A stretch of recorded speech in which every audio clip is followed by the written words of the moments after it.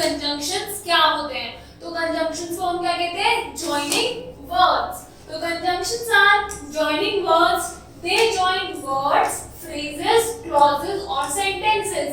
हमारे कंजंक्शंस क्या होता है? इन्हें हम जॉइनिंग वर्ड्स कहते हैं और ये जॉइन करते हैं दो वर्ड्स को, फ्रेजेस को, क्लॉजेस या फिर पूरे पूरे सेंटेंसेस को। For example, I ate some rice and curry today. तो क्या मैंने राइस भी खाए और करी भी खाई। My mother goes to the temple in the morning as well as in the evening. कि जो मेरी मदर है वो सुबह भी टेंपल जाती है as well as वो शाम को भी टेंपल जाती है। The old man says that he is laborious but his son is lazy.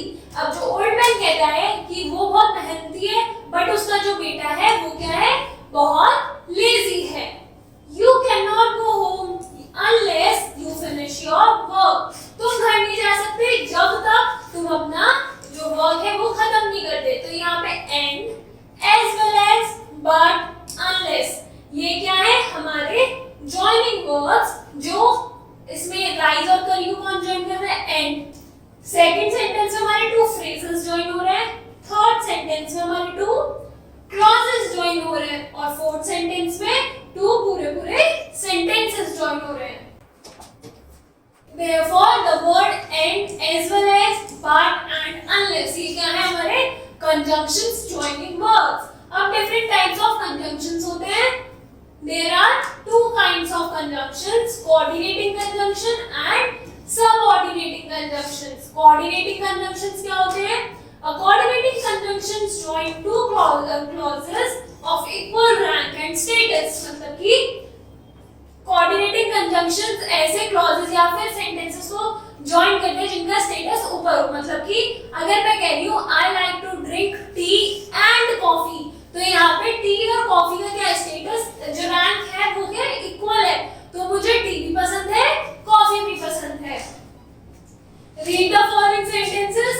Dog bark and horses neigh. तो यहाँ पे क्या है?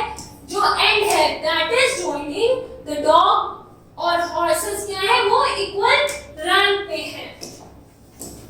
The main coordinating conjunctions are and, but, for, either or neither, nor, only, or, for, also, so, as well as, not only, but also, etc. ये सब क्या होता है? Main coordinating conjunctions.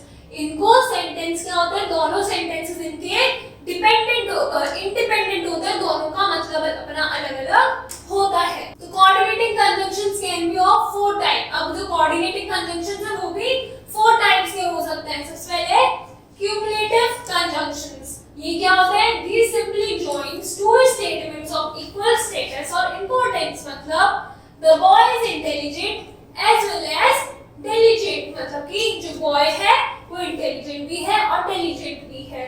He went to the restaurant and ordered for a cup of cold coffee। तो वो restaurant गया और उसने ऑर्डर करी cold coffee। The naughty boy was not both punished and fined। तो यहाँ पे क्या है? दोनों सेंटेंसेस का अपना अलग-अलग मतलब है।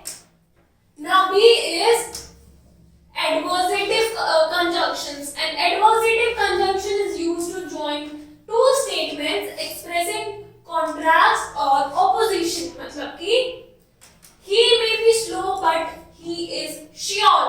वो slow होगा but वो क्या है? Sure है। I have no money, still I shall arrange it for the poor boy। Although he is wise, yet he is polite, but yet, whereas, still, only, nevertheless। ये क्या है? ये सब कुछ एग्जाम्पल है adversative conjunctions के। Now C is alternative conjunctions। मतलब कि alternative conjunctions choice offer करते हैं between दो alternatives। मतलब he must weep or she will die। Either take a pen or leave it। या तो पेन को लो या फिर उसे छोड़ दो। तो either or, neither nor, else, otherwise ये सब क्या एग्जाम्पल है ऑल्टरनेटिव कंजंक्शन के।